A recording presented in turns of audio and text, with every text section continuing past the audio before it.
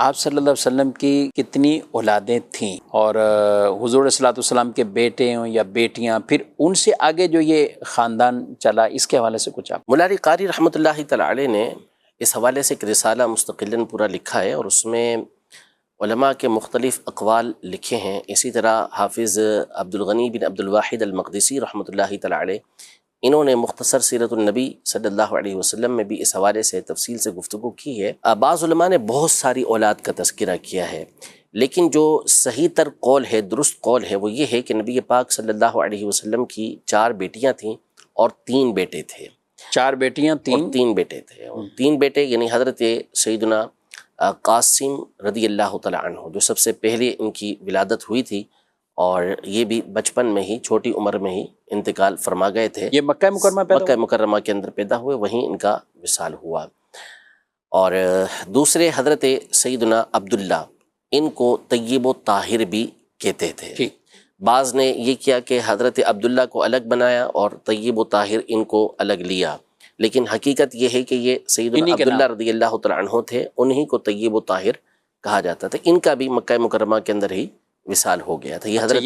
دونوں کے دونوں حضرت سیدہ خدیجۃ الکبریٰ رضی اللہ تعالی عنہ کی ہی اولاد تھے، اور حضرت سیدہ خدیجہ رضی اللہ تعالی عنہ ظاہر ہے کہ مکہ مکرمہ میں ہی ان کا وصال ہوا تھا، پردہ انہوں نے وہیں فرمایا تھا، ہجرت سے پہلے ہی ان کا وصال ہو گیا تھا، نبوت کے 10ویں سال ان کا وصال ہو گیا تھا۔ یہ تو ہو گئے 2 بیٹے وہاں، اور تیسرے بیٹے حضرت سیدنا ابراہیم رضی اللہ تعالی عنہ،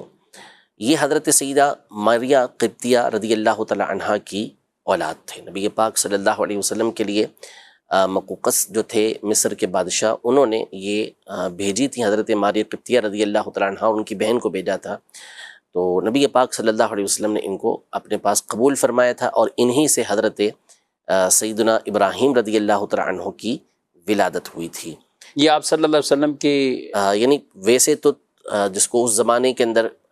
کنیز کہا جاتا تھا، لیکن پھر ان کو علماء نے باقاعدہ ازواج مطہرات کے اندر شامل مانا ہے،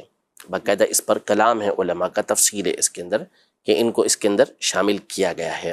تو ان سے حضرت سیدنا ابراہیم رضی اللہ تعالی عنہ کی ولادت ہوئی۔ یہ مدینہ منورہ، تو یہ بھی تقریباً 18 مہینے کی عمر تھی، اس میں نبی پاک صلی اللہ علیہ وسلم کے سامنے ہی ان کا وصال ہوا۔ اور مشہور حدیث پاک ہے کہ جب ان کا وصال ہوا تو نبی پاک صلی اللہ علیہ وسلم کی مبارک آنکھوں میں آنسو تھے، تو صحابہ کرام علیہم رضوان میں سے بعض نے عرض کیا رسول اللہ آپ بھی رو رہے ہیں، یعنی حضور صلی اللہ علیہ وسلم چونکہ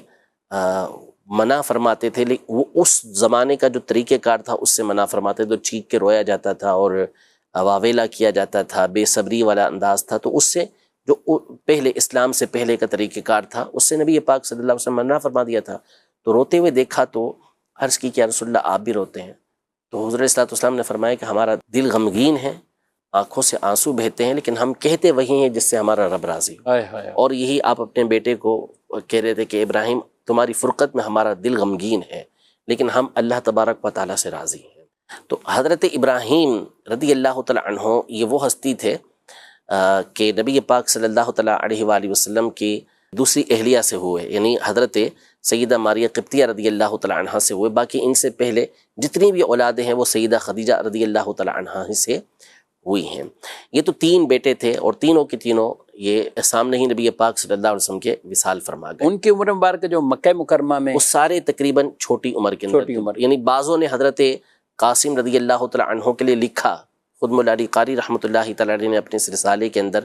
ذکر کیا کہ ان کی عمر بڑی ہو گئی تھی اور وہ گھوڑے پہ بیٹھنے کے قابل ہو گئے تھے، یا اس طرح کے کلمات ذکر کیے، لیکن صحیح یہ ہے کہ ان کی بھی چھوٹی ہی عمر تھی، اس میں وصال فرما گئے تھے، کوئی بلوغت کی عمر یا اس عمر کو نہیں پہنچے تھے، یہ حضرات نہیں پہنچے تھے۔ اچھا، شہزادوں کا آپ نے کہا، تو بیٹیوں کے والے سے؟ جی، یہ 3 شہزادے ہو گئے، اور بیٹیوں میں سب سے بڑی حضرت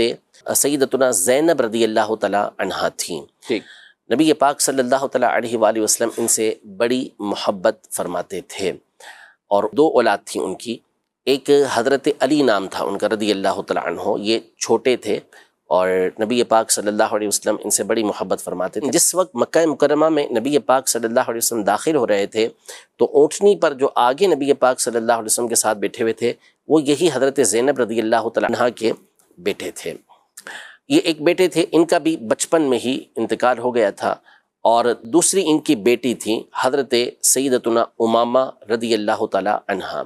اور نبی پاک صلی اللہ علیہ وسلم ان سے بھی بڑی محبت کیا کرتے تھے۔ ایک مرتبہ ایک ہار آیا، زرقانی کے اندر یہ روایت ہے کہ ایک بڑا خوبصورت ہار نبی پاک صلی اللہ علیہ وسلم کی بارگاہ میں پیش کیا گیا، تو حضور پاک صلی اللہ علیہ وسلم نے فرمایا کہ میں اس کو دوں گا کہ جو مجھے اپنے اہل بیت میں سب سے زیادہ پیاری ہیں۔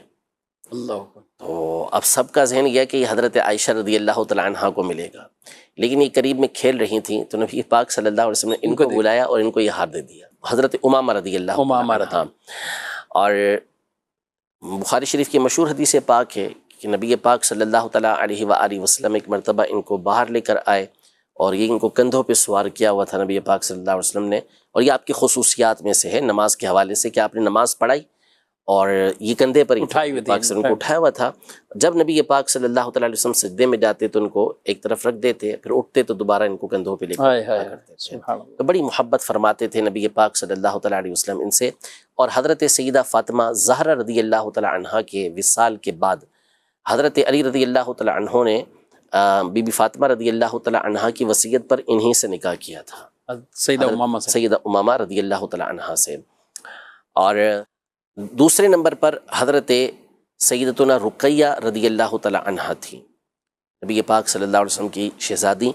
اور ان کا نکاح حضرت سیدنا عثمان غنی رضی اللہ تعالیٰ عنہ سے ہوا تھا۔ پہلی یہی شہزادی تھیں جن سے حضرت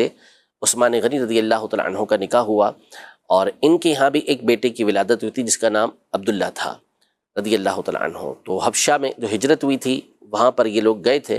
تو ان کو ایک پرندے نے چونچ ماری تھی جس کے صدمے کی وجہ سے پھر ان کا انتقال ہو گیا تھا حضرت عبداللہ رضی اللہ تعالیٰ عنہ کا، تو یہ بھی بچپن کے اندر ہی وصال فرما گئے تھے۔ یہ دوسری بیٹی تھی نبی پاک صلی اللہ علیہ وسلم، ان سے مزید آگے اولاد نہیں چلی، یہ بھی پھر انتقال فرما گئی تھی بدر کے موقع پر۔ نبی پاک صلی اللہ علیہ وسلم جب بدر میں گئے ہوئے تھے تو یہ پیچھے بیمار تھیں اور وہاں ان کا وصال ہو گیا تھا مدینہ منورہ میں۔ تیسرے نمبر پر دو قول ہیں، ایک قول کے مطابق تیسرے نمبر پر حضرت سیدتنا ام کلثوم رضی اللہ تعالیٰ عنہا ہیں، نبی پاک صلی اللہ علیہ وسلم کی بیٹی، اور ایک قول یہ ہے کہ حضرت سیدہ فاطمہ زہرا رضی اللہ تعالیٰ عنہا یہ سیدہ ام کلثوم رضی اللہ تعالیٰ عنہا سے بڑی ہے۔ مشہور و معروف جو ہمارے یہاں پر قول ہے وہ یہی ہے کہ سیدہ کائنات سیدہ فاطمہ زہرا رضی اللہ تعالیٰ عنہا یہ چوتھے نمبر پر آپ علیہ الصلوۃ والسلام کی بیٹی ہیں۔ تو یہ حضرت سیدتنا ام کلثوم رضی اللہ تعالیٰ عنہا جو ہے یہ بھی حضرت عثمان غنی کے نکاح میں آئیں، ان کے یہاں کوئی اولاد نہیں تھی۔ اب یہاں پر جو توجہ طلب بات ہے وہ یہ ہے کہ تینوں شہزادے اور تینوں شہزادیاں یہ نبی پاک صلی اللہ تعالیٰ علیہ وآلہ وسلم کے سامنے ہی انتقال فرما گئیں، زندگی میں ہی نبی پاک صلی اللہ علیہ وسلم کی تشریف لے گئیں۔ اور سیدہ فاطمہ زہرا رضی اللہ تعالیٰ عنہا کی ذات گرامی وہ تھی کہ جو نبی پاک صلی اللہ تعالیٰ علیہ وآلہ وسلم کے وصال ظاہری کے وقت آپ حیات تھیں، اور آپ ہی کی اولاد ہے کہ جس سے نبی پاک صلی اللہ تعالیٰ علیہ وآلہ وسلم کی اولاد یہ آگے بڑھی۔ حسنین کریمین رضی اللہ تعالیٰ عنہما اور حضرت سیدنا محسن رضی اللہ تعالیٰ عنہ جو چھوٹے تھے وہ بچپن میں ہی انتقال کر گئے تھے، تو دو شہزادے سیدنا امام حسن اور سیدنا امام حسین رضی اللہ تعالیٰ عنہما، اور اسی طرح آپ کی بیٹیوں کے حوالے سے بعض سیرت نگار ہیں انہوں نے 3 تعداد لکھی ہے اور بعض نے 2 لکھا ہے۔ ایک بیٹی حضرت سیدہ زینب رضی اللہ تعالیٰ عنہ جو مشہور و معروف ہیں کربلا میں، جو امام حسین رضی اللہ تعالیٰ عنہ کے ساتھ تھیں وہ، اور دوسری حضرت سیدتنا ام کلثوم رضی اللہ تعالیٰ عنہ یہ شہزادی تھیں، اور بعض نے کہا کہ آپ کی تیسری شہزادی حضرت سیدہ رقیہ رضی اللہ تعالیٰ عنہا بھی تھیں۔ تو یہ حضرت فاطمہ زہرا رضی اللہ تعالیٰ عنہا کی اولاد تھیں۔ ان میں سے حضرت زینب رضی اللہ تعالیٰ عنہا کی اولاد کا سلسلہ بھی چلا، لیکن ظاہر ہے کہ جو نسب چلتا ہے وہ والد کی طرف سے چلتا ہے۔ یہ صرف اور صرف حضرت سیدہ فاطمہ زہرا رضی اللہ تعالیٰ عنہا کو شرف حاصل ہوا کہ ان کا نسب، ان کی اولاد کا